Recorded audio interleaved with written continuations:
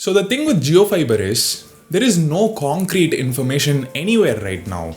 On the day of launch, September 4, it was even worse. For a second I was like, okay, this is not gonna work out. Jio has kind of messed up. And from there I went to, wow, this is crazy good. And then back to, well, not a big deal. So basically this was my reaction.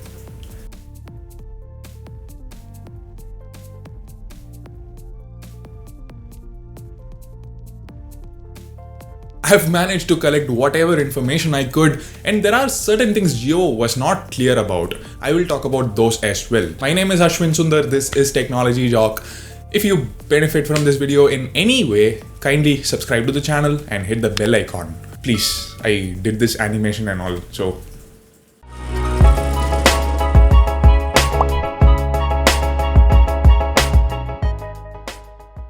Now, if you feel JioFiber is too expensive for you, you need to check out our sponsor Nostra Pro to earn some money. Yes, you can earn money from this app by just predicting match events by using your knowledge about the game.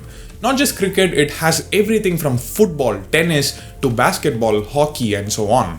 Select from the list of games, answer these questions, make your predictions. You can use these power-ups at the bottom to get double points or 0 negative points or audience poll. So the more points you get during the match, the more money you earn. You can withdraw the money to your Paytm or bank account. So check out Nostra Pro, link in the description. Just play for fun, don't invest too much money. This is not betting, this is purely a game of skill, but still it's not really safe to throw too much money into anything. So initially this is the tariff page that showed up everywhere. Let's have a look at it.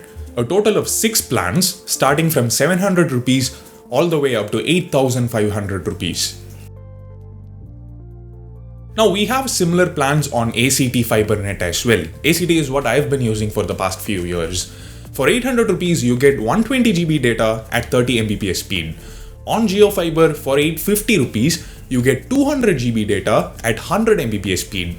So far, so good. Jio seems better. A disclaimer here, all these numbers don't include GST. You need to add 18% on top of the price shown here. Now ACT also has a plan for 1000 rupees, 1049 rupees and 1099 rupees. Jio skipped everything and jumped to 1300, for which you get 500 GB data at 250 Mbps speed. And this price segment is where I feel Jio kind of messed up. For the same 1300 rupees, ACT offers a whopping 1500 GB. It includes both download and upload, but upload numbers aren't very high. Now yes, the speed is less, it's 200 Mbps, but I feel after a point, speed doesn't really matter. I have a 175 Mbps connection, out of which only 100 Mbps is usable. Cable issues in my apartments, technical difficulties. But 100 is enough to stream Netflix at full HD resolution on 3 different devices simultaneously. YouTube never buffers. For the most part, everything is fine. And at 175 Mbps, everything would be even more functional. It would be perfect. So me personally, I don't need a connection that's faster than 175 or 200 Mbps. What I need is extra data. Alright, so how much do I have to pay extra on JioFiber if I need more data? What's the next plan? 2500 rupees for 1250 GB at 500 Mbps. Who needs 500 Mbps? So it's only after a while I came across this tariff. It seems you get some amount of extra data in each plan as an introductory offer, but only for the first 6 months. After that, we are back to the old tariff. But hey, they're giving you a 4K TV, man. What more do you expect? Well, hold on. You get 4K TV only if you opt for the 8,500 rupee plan. And that plan is ridiculously overpriced, even considering all the freebies. You get 5000 GB data at 1 Gbps. The exact same plan on ACT costs just 5000 rupees. That's a difference of 3500 rupees. Remember, you can get a good 4K TV for less than 25,000 rupees. Now, Jio also provides a few more options under the welcome offer for long-term plans. You opt for the 3-month plan, you get 25% more data. The 6-month plan will get you 50% more data, and the annual plan will get you double the data. Also, you get 2 months extra subscription for free in the annual plan and 1 month extra in the 6-month plan. So you get 14 months and 7 months in total respectively. But these extra months is quite common. You can avail that on ACT as well and most other broadband services. But anyway, this long-term plan is a saving grace.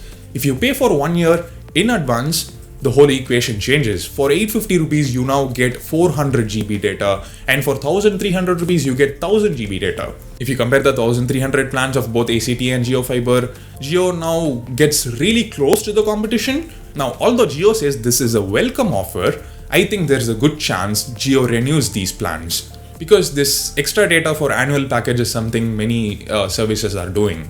At this point, I'm quite happy with the tariff, but most people don't seem to be. They feel the tariff is not disruptive. I mean, it's not disruptive, it's a fact.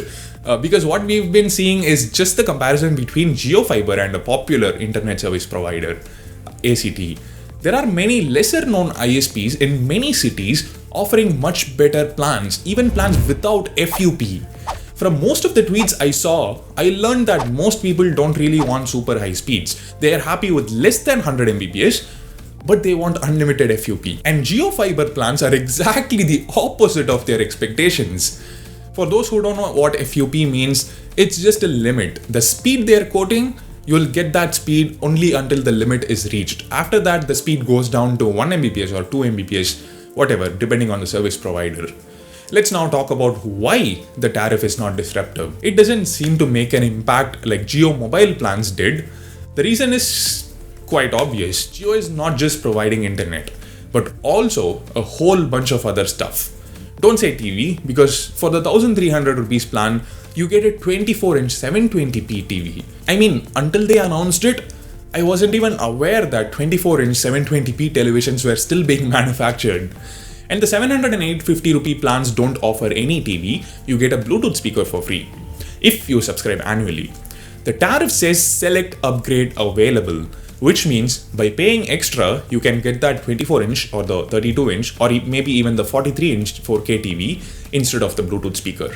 I would do the opposite. I'd give up the 24-inch TV for a decent Bluetooth speaker.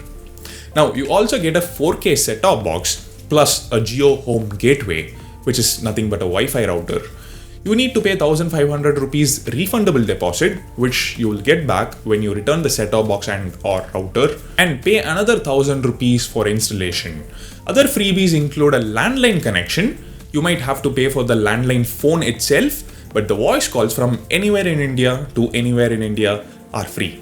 And you get international calls at cheap rates.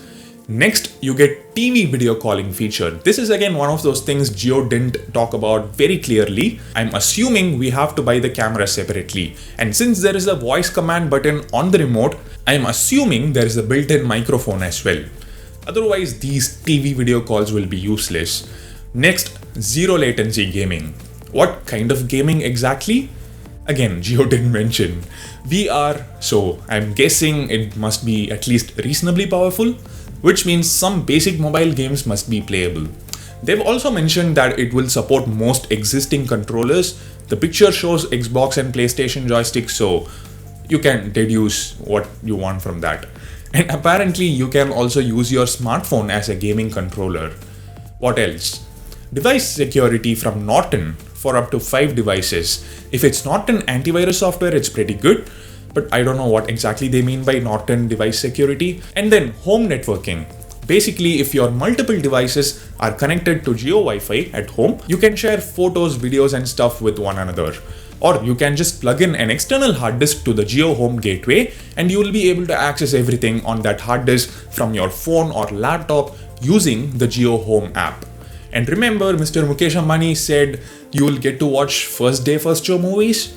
Well, that and the VR gaming feature are available only for the 2500 rupee plan and above. Now, the most important part, OTTs, over-the-top media services, which include online media services like Netflix, Hotstar, Spotify, and so on. So these are the benefits you get if you pay for 1 year in advance. Which apps are included on that list? Again, Jio didn't disclose it. For the 700 rupees plan, you get JioSaavn and Jio Cinema app for 3 months. For plans that cost 1300 and above, you get OTT subscription for 1 year. What do they exactly mean by that? I'm pretty sure not every plan will be treated the same way. For example, the 1300 plan might come with 1 year of Hotstar subscription, the 4,000 rupee plan might come with 1 year of Hotstar plus Netflix plus Amazon Prime subscriptions. Something like that. Now, the question is, if you're going to use all of these, would the amount of data they are providing be enough? Now, I'm pretty sure over 85 or 90% of the people are going to opt for the 700 or 850 rupee plan, maybe 1,300. Look at this poll if you don't believe me. Are those freebies going to convince people to get JioFiber? Now, let's talk about it practically for a moment. Do we really need landlines? Of course, that's a good thing to have, but not something we would pay for. Had Jio launched these plans at very competitive prices, and on top of that, they gave all these for free, it would be awesome. I mean, that's what we all thought they would do, right? Introduce competitive internet plans, packages, and offer free stuff on top of that. I'm not saying JioFiber is not worth the price now. I'm just saying right now, it's not a blind winner. It's not an easy pick. It's not an undisputed king in the broadband market. You need to sit down, think about what you want and what you don't, how much you're spending for phone calls plus internet plus TV plus streaming, and how much does a similar JioFiber plan cost. Practically speaking, most of the people that I know don't use landlines. Nobody seems to care about TV video calling. Same goes to gaming, home networking, Norton security thing. Like I said earlier, these are all nice things to have for free, but given a choice, we would give up all those things and reduce the cost of our plan instead. Basically, whether you should get it or not highly depends on the exact details of the 4K set-top box channels and the OTT app subscriptions. Like which apps you get for free, which channels you get for free. Do you get to choose the channels? Do HD and 4K channels cost extra? These will be the deciding factors. But unfortunately, those details are not available right now. I swear I've collected every piece of information possible. When those details are available, I'll update on my Twitter. So that's it. If you have doubts, reach out to me via the comment section. Thanks for watching. See you soon. Bye.